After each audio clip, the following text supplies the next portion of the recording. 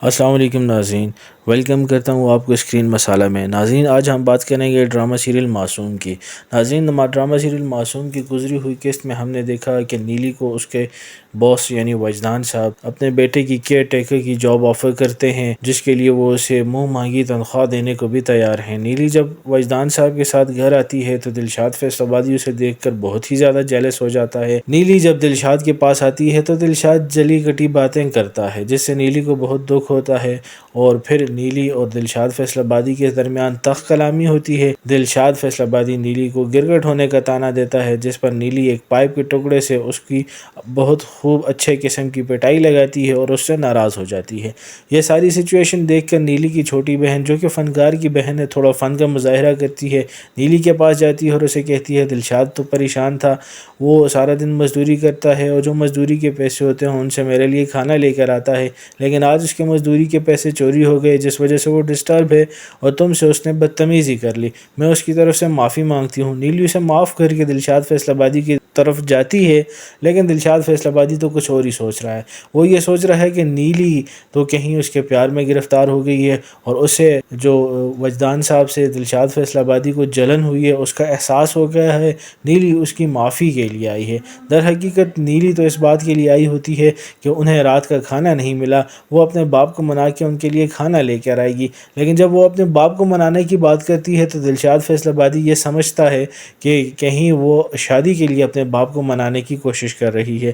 جس پر دلشاد فیصل آبادی بہت خوش ہوتا ہے، خوشی سے بنگڑے ڈالتا ہے، لیکن دلشاد فیصل آبادی کو یہ معلوم نہیں کہ نیلی تو اس کی پریشانی کی بات کر رہی ہے، نہ کہ شادی کی۔ دلشاد فیصل آبادی سے خوشخبری سناتا ہے کہ اسے پہلا فنکشن مل گیا ہے شادی کا گانے کے لیے، جہاں پر دلشاد فیصل آبادی جاتا ہے، لیکن اپنی سریلی آواز میں بہت ہی بے سرا گاتا ہے، جہاں سے اس کو دھکے دے کر باہر نکال دیا جاتا ہے اور وہ اپنی بہن کے ساتھ وہاں سے بے عزت ہو کر منہ بنائے واپس آتا ہے۔ نیلی چونکہ دلشاد فیصل آبادی کو پہلے ہی ڈرا چکی ہے کہ تم فنکشن پر تو جا رہے ہو، لیکن ہمارے گھر کا اصول ہے کہ مغرب کی اذان کے بعد نہ تو کوئی باہر جا سکتا ہے نہ ہی کوئی اندر آ سکتا ہے، تو وہ معصوم آدمی جب فنکشن سے بے عزت ہو کر نکلتا ہے آدھی رات کو، تو وہ اپنی بہن کو یہی بولتا ہے کہ اب ہم وہاں تو نہیں جا سکتے، نواب صاحب کی اجازت نہیں ہوگی، تو گھر کے باہر ایک فرش کے تھلے پر سو جاتا ہے اپنی بہن کو لے کر۔ صبح جب نیلی دودھ لینے کے لیے باہر نکلتی ہے تو دلشاد فیصل آبادی کو باہر سویا ہوا دیکھتی ہے، تو اس کا دل اس کے لیے بہت خفا ہوتا ہے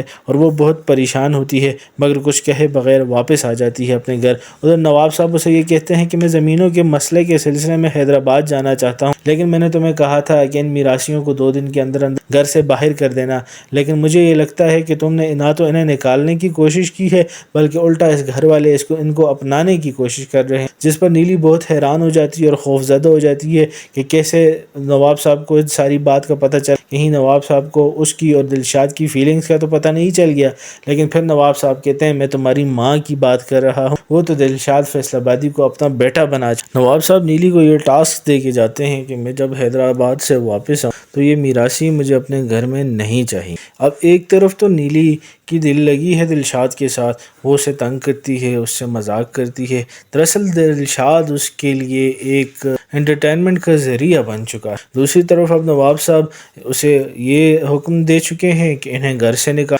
اور جناب بات تو یہاں تک ہی صرف محدود نہیں ہے، نہ صرف دلشاد فیصل آبادی نیلی کا انٹرٹینمنٹ کا ذریعہ ہے بلکہ دلشاد فیصل آبادی نیلی کے دل کے کسی کونے میں بستا ضرور ہے، چاہے وہ اس پر ترس کھاتی ہے، اس سے ہمدردی کرتی ہے، لیکن اسے اہمیت ضرور دیتی ہے۔ اب نیلی کیا کرتی ہے، دلشاد فیصل آبادی سے اس کی رات کے گانے کی محفل کے بارے میں پوچھتی ہے اور پھر اسے کہتی ہے کہ کیوں نہ میں تمہارے کام کا بندوبست کر دوں، اور پھر اس سے وہ گانے کی فرمائش کرتی ہے جو دن بھر وہ گا کر اپنی روزی کماتا ہے ایک دکان پر صرف ٹی شرٹس بیچنے کے لیے۔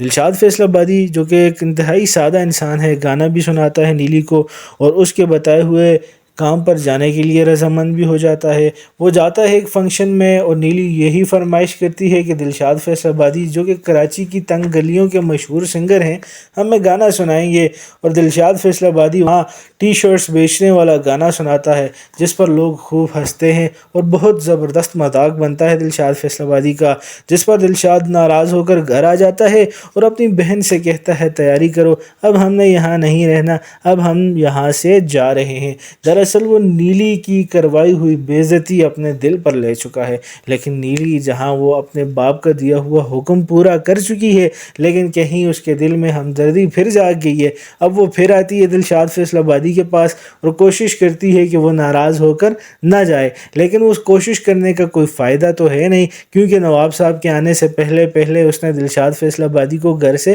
چلتا کرنا ہے۔ اب نیلی دلشاد فیصل آبادی کی بہن سے ریکویسٹ کرتی ہے کہ تم رک جاؤ، اگر تم رک گئی تو دلشاد بھی رک جائے گا، لیکن ناظرین آنے والی قسط میں ہم دیکھیں گے کہ دلشاد فیصل آبادی کی بہن رکنے سے انکار کر دیتی ہے اور وہ کہتی ہے کہ مجھے ہی اپنے بھائی کے دل کے ٹکڑے سنبھالنے، لیکن دوسری طرف وجدان صاحب جو کہ وہ سچ میں جیسے ہم نے بتایا تھا ویسے ہی ہوا، نیلی کو دل دے بیٹھے اور اب وہ نیلم سے شادی کرنا چاہتے ہیں، لیکن نیلم انکار کر دیتی ہے اور کہتی ہے کہ میں کسی کے لیے خود کو بدل نہیں سکتی۔ تو وہ اسے کہتے ہیں لگتا ہے تم کسی کو بڑے دل سے چاہتی ہو، لیکن نیلم چونکہ ان کے رشتے سے یا ان کی محبت کی پیشکش سے تو انکار کر چکی ہیں۔ دوسری طرف وجدان صاحب کی ماں انہیں کنونس کرنے کی کوشش کرتی ہے، لیکن اس کے جواب وجدان صاحب یہ کہتے ہیں کہ ہر کسی کی چاہت پوری تو نہیں ہو سکتی، نیلم کی چاہت تو یہ نہیں، لیکن اس کی ماں کہتی ہے چاہت تو بادشاہوں کی بھی پوری نہیں ہوتی۔ جی تو ناظرین آپ کیا سوچتے ہیں، کیا وجدان صاحب کی چاہت پوری ہوگی؟